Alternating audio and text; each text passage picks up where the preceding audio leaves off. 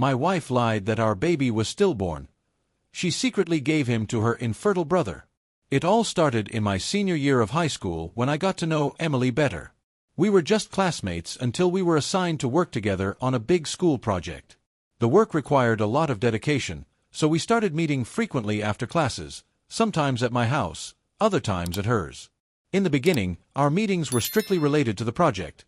We opened the books, organized our notes, and worked seriously, taking short breaks just to have a snack. Over time, our conversations expanded beyond schoolwork, discovering that we had a lot in common, especially our taste in music. What began as an academic partnership naturally grew into something deeper, a connection that felt easy and comfortable. During this period, we ended up getting to know each other's families. Emily's family situation was quite complicated. Her parents were separated, and she divided her time equally between their homes. Her older sister, Heather, 32 at the time, lived with just their mother, Sophia. According to Emily, Heather did not live with her father because he had been abusive to her during her childhood. Although Emily confessed that her relationship with her father was not perfect and that they argued occasionally, she assured that he had never physically abused her. This whole family situation felt very complex, and I usually just listened as she shared these details, feeling bad that she had to navigate such a difficult environment. The first time I met Sophia, Emily's mother, I was surprised by her interrogative demeanor. She wanted to know everything about me, my family background, my school grades, and what my dynamic was like with Emily. Emily's face turned completely red during the interrogation, and I tried to answer every question as politely as possible. What made me really uncomfortable was realizing that Sophia's questions seemed more focused on Emily's performance on the project than on me, questioning whether Emily talked too much or was easily distracted, whether she was contributing appropriately to the work. I thought that was really strange, and without realizing it, I started defending Emily, assuring Sophia that her daughter was doing an amazing job and that she was one of the smartest people I had ever met. While we worked on the project at Emily's house, Sophia was always nearby, watching us. She constantly interfered, giving her opinion on everything, which created an extremely uncomfortable environment for both me and Emily. The project was supposed to be carried out without help from her parents, but Sophia didn't seem to understand that. Emily's father, on the other hand, when we met at his house, seemed much calmer. He asked about the project, but in a genuinely interested way, without the intensity that Sophia demonstrated. He even prepared snacks for us, which was very kind of him. He didn't talk much about the family situation, and I didn't ask either, feeling it was too delicate for me to pry into. As time went on, Emily began to tell me more about her sister Heather.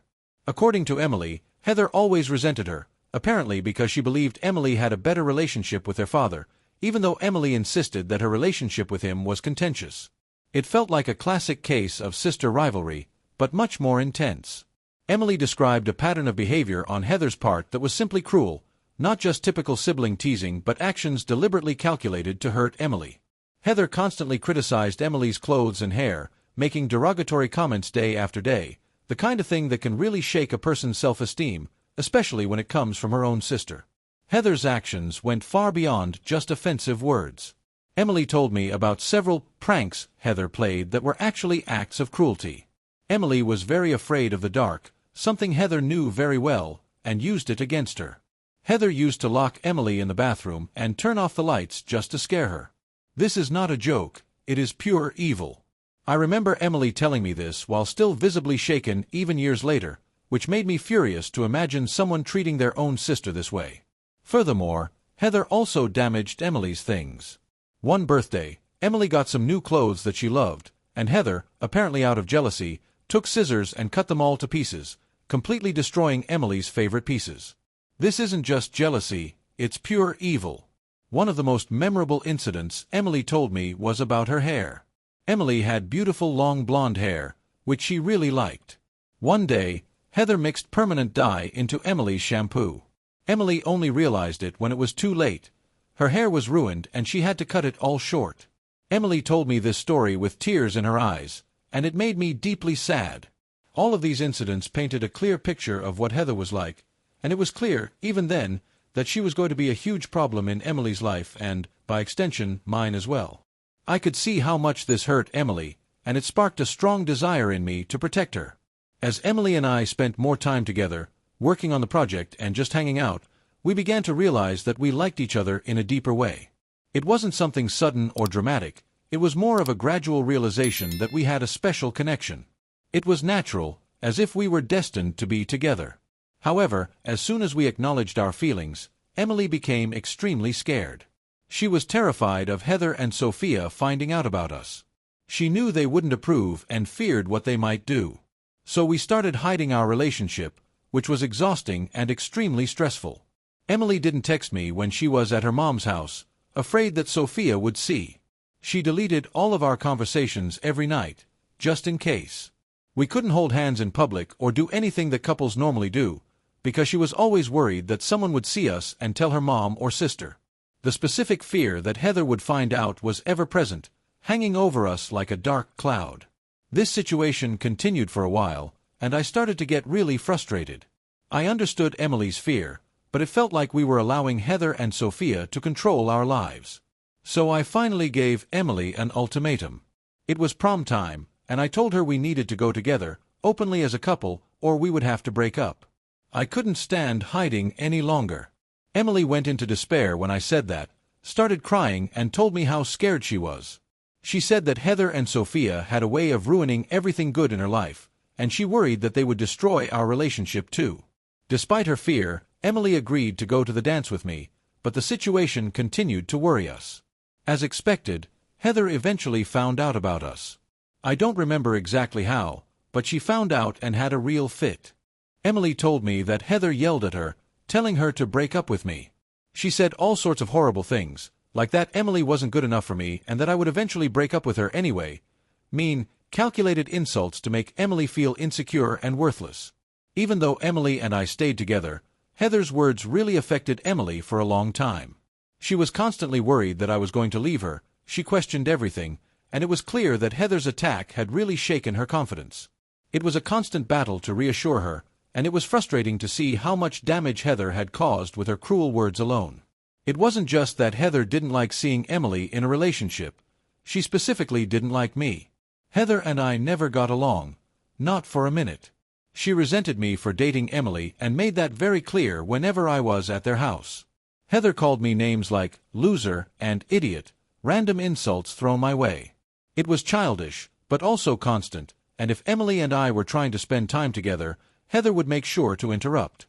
She didn't give us any space, always around, making comments, being generally unpleasant.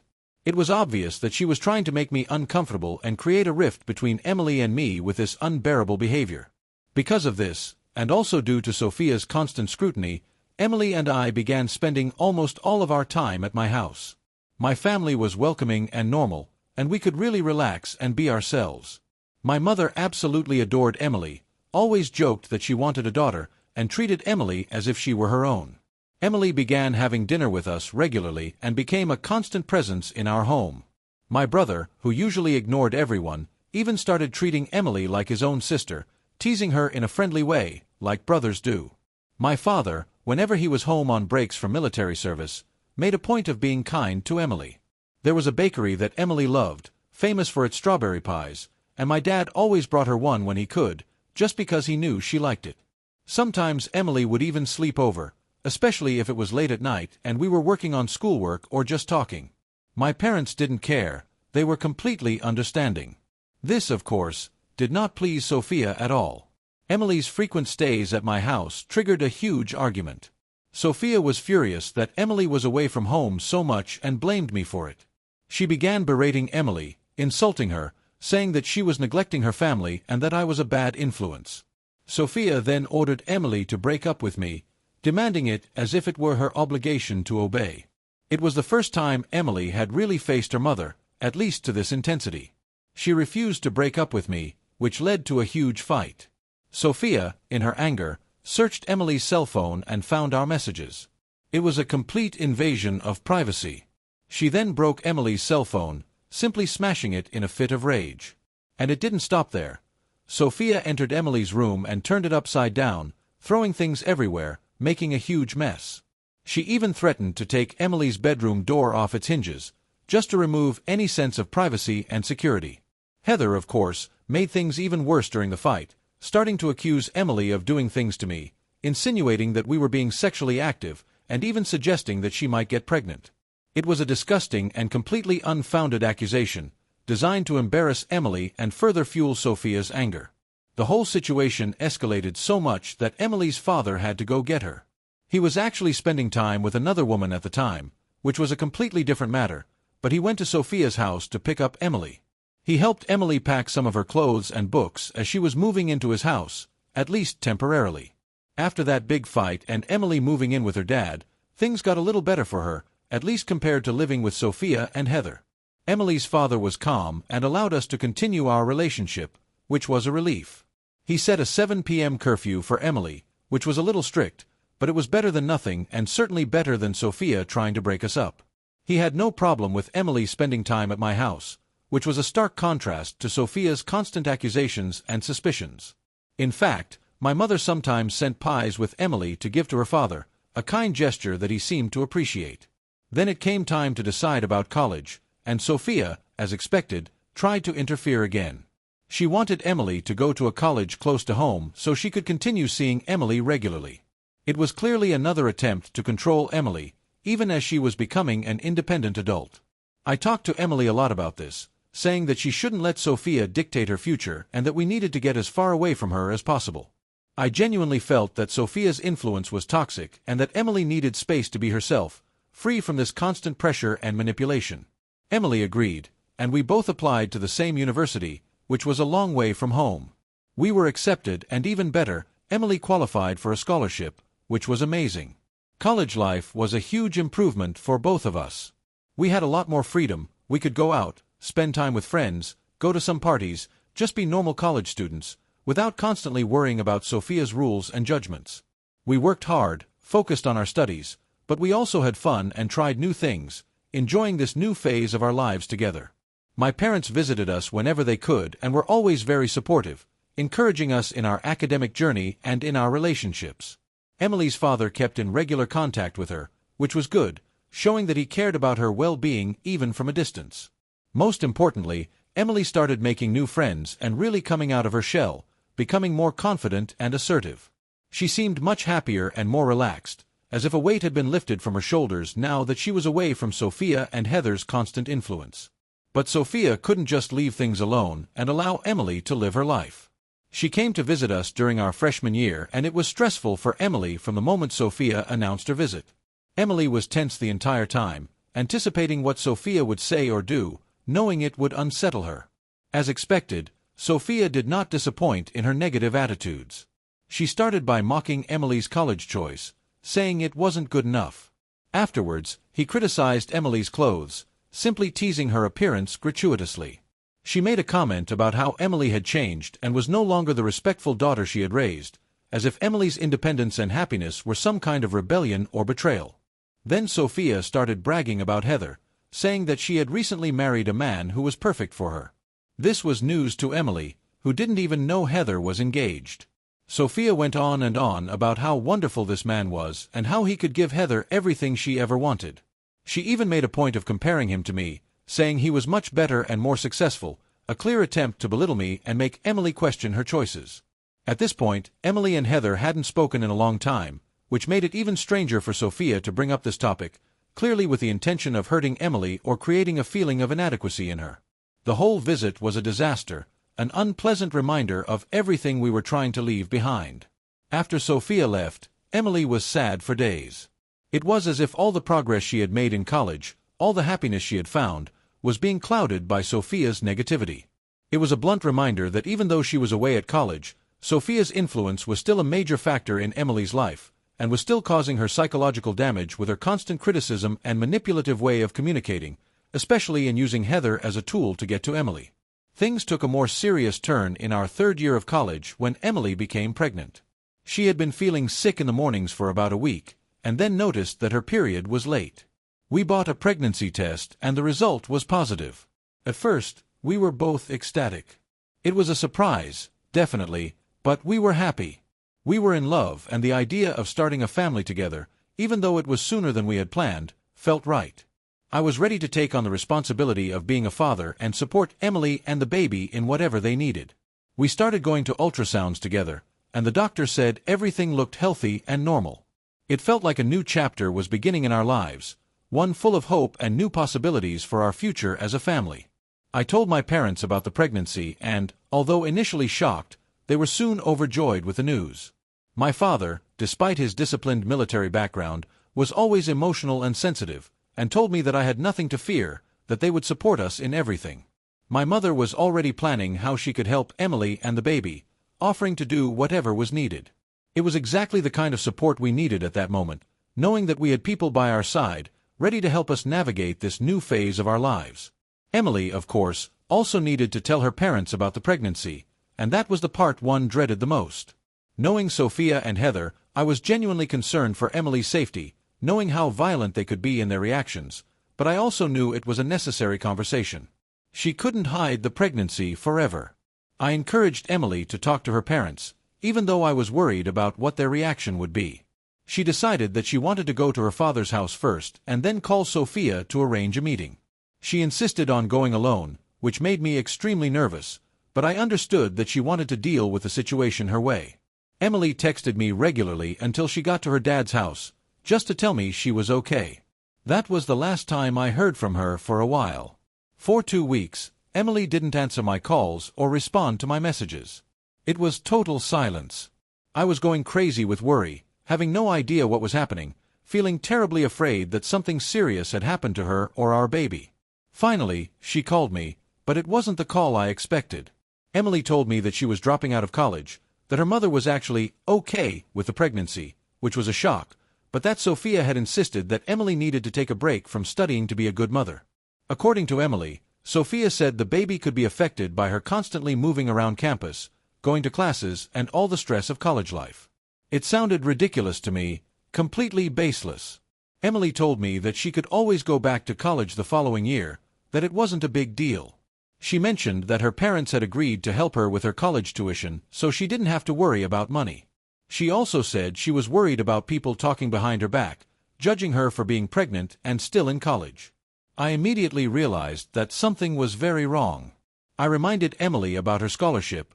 Why would she drop out of college when she had a scholarship paying for her education? It didn't make any sense at all. I was immediately suspicious and begged Emily to come back to the university so we could talk about this in person. I offered to drive to wherever she was so we could meet, to discuss our options together. I reminded her that my parents were ready and willing to help us so she wouldn't have to drop out of college. He said we could go together and talk to the teachers, explain the situation, and find a plan that would work for everyone. I was trying to offer concrete solutions to show Emily that dropping out of college wasn't the only option.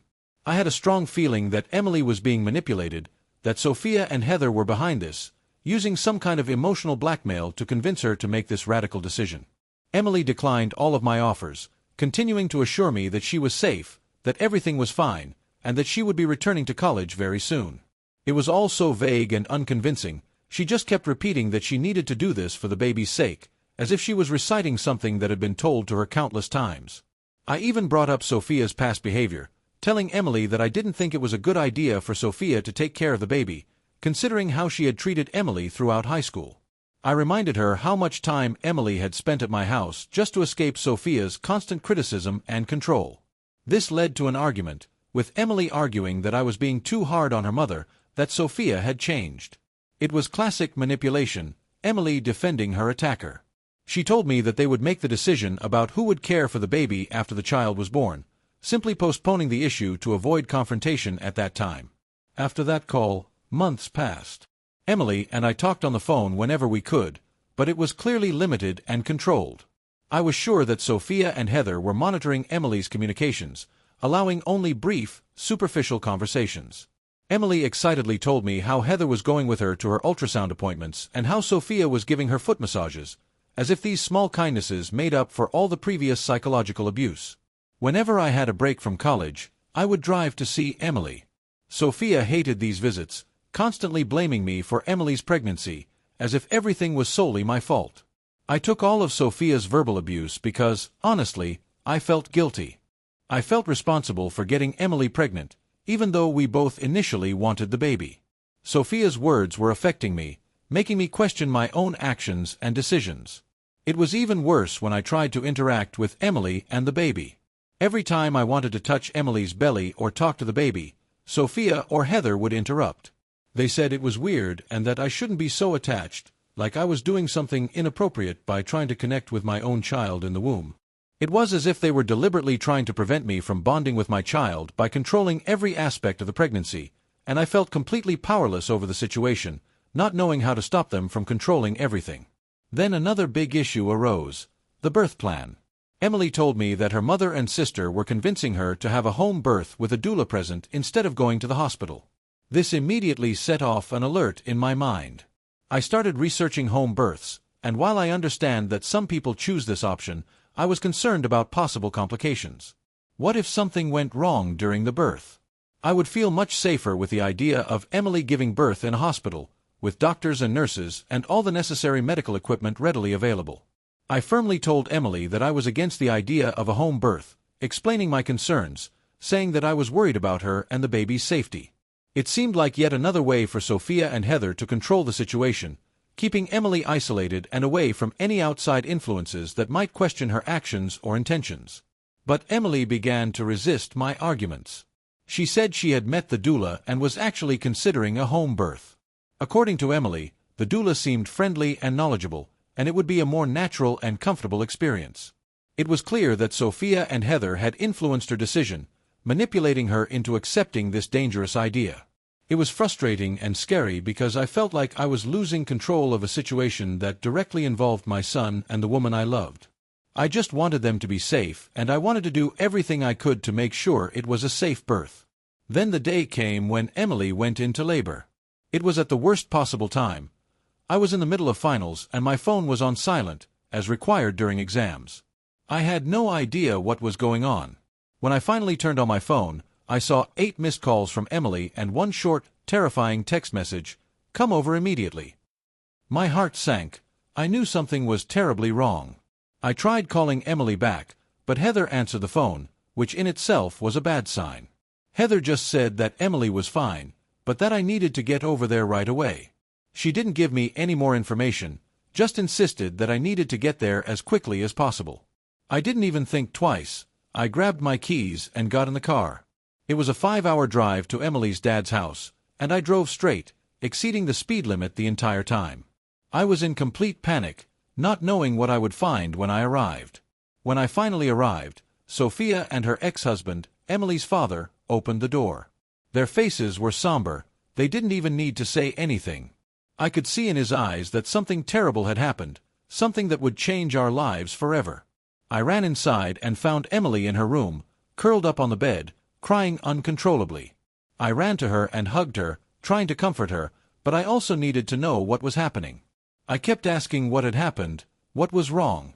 Between sobs, Emily told me that she had lost the baby, that our son had been stillborn. Our baby was gone forever, without even having had a chance to live. When Emily told me the baby was gone, I felt like the ground was shaking beneath my feet. My heart just shattered into 1,000 pieces. I couldn't believe it. It was as if the world had stopped spinning. I just held Emily and cried for hours, unable to process the pain I was feeling in that devastating moment. I kept asking Emily what had happened, how it had happened. She tried to explain, talking about the doula's reactions and what her mother and sister had said and done, but I couldn't really understand. It was all a blur of pain and confusion in my mind. I felt an overwhelming wave of nausea and had to run to the bathroom to vomit.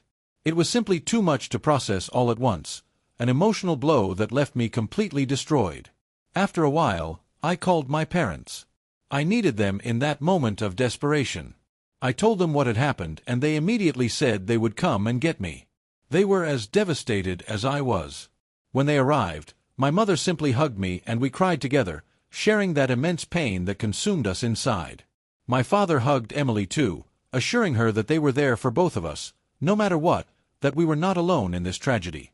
Despite everything, despite the devastating loss, Emily and I still loved each other. That was the only small source of comfort in the midst of it all, knowing that at least we had each other to lean on. Eventually, I went back to college. It was incredibly difficult, but I needed to finish my degree. The following semester, Emily also returned to university. We were trying to return to some kind of normalcy, But it was extraordinarily difficult to move on after such a profound loss. We dealt with grief in very different ways. I found it difficult to even think about intimacy with Emily again. The pain of losing our son was simply too fresh, too painful. Emily, on the other hand, seemed to be returning to her old self in a matter of days. She started going out a lot, drinking, partying with her friends. It was as if she was trying to completely forget what had happened, using distraction as a defense mechanism. My parents were worried about me and called me regularly to check on me, making sure I wasn't alone in my suffering. Then, about 3 months after Emily's incident, Heather announced that she had given birth. I was completely astonished. I had no idea Heather was even pregnant. Emily told me that Heather had gotten pregnant after her, but that she had forgotten to tell me, as if it was some minor detail that she just hadn't remembered to mention. 3 years have passed. Emily and I had graduated from college and were married. It's hard to even write this now, knowing everything I know. After graduation, I got a job first. I worked hard and saved enough money to rent a place together. Eventually, Emily also got a great job, and we were both contributing equally to our expenses. We were building a life together. It felt like we were finally getting over everything that had happened. That year, I asked Emily to marry me. I thought I was doing the right thing. I loved her and wanted to spend my life with her. She said yes, and everyone congratulated us. Even Sophia seemed happy for us. Our relationship with Emily's family had improved over the years, or so it seemed. It was like a new beginning for all of us, a chance to leave the past behind and move forward as a united family. We decided to have a traditional church wedding, but during the preparations, signs began to appear that something wasn't right. We met the priest who was going to marry us, and he emphasized the importance of honesty and having no secrets in a marriage. He said that we should confess anything before marriage, otherwise it would be a sin from that day on. From that moment on, Emily was visibly nervous. She seemed tense, constantly worried about something she couldn't identify. She even asked me if I had anything to confess, which I thought was strange and out of place. I laughed, because I genuinely had nothing to hide, not even the slightest secret. But when I asked her if she had anything to confess, she was offended. She said I should have more trust in her, that I shouldn't be suspicious of her intentions or actions. Throughout the wedding planning process, Emily was unusually quiet and distracted. She showed absolutely no interest in the details, the guest list, the table decorations, nothing. She just didn't seem to care about anything related to our marriage. She even told my mother that she could choose the wedding dress, because she had no preference. This was very uncharacteristic of Emily, who always had her own opinions and tastes. My parents were incredible. They took over and helped me plan everything, seeing how distant and disinterested Emily was. I began to wonder if Emily was feeling cold, if she was having second thoughts about marrying me. I asked her directly about it, and she became very emotional. She assured me that she had no doubts about marrying me, but her reaction seemed forced, as if she were trying to convince me more than herself. It was yet another attempt at emotional manipulation, making me feel bad for questioning his intentions or behavior. The wedding day itself was a blur in my memory. During the reception, Emily seemed strange, quiet, forcing smiles and making small talk with the guests, but it was clear that she wasn't actually there. It was as if she was just playing a role, going through the motions without actually being there emotionally. I saw Heather's daughter, a small girl who had the same striking blue eyes that Heather and Emily shared, a very distinctive family trait.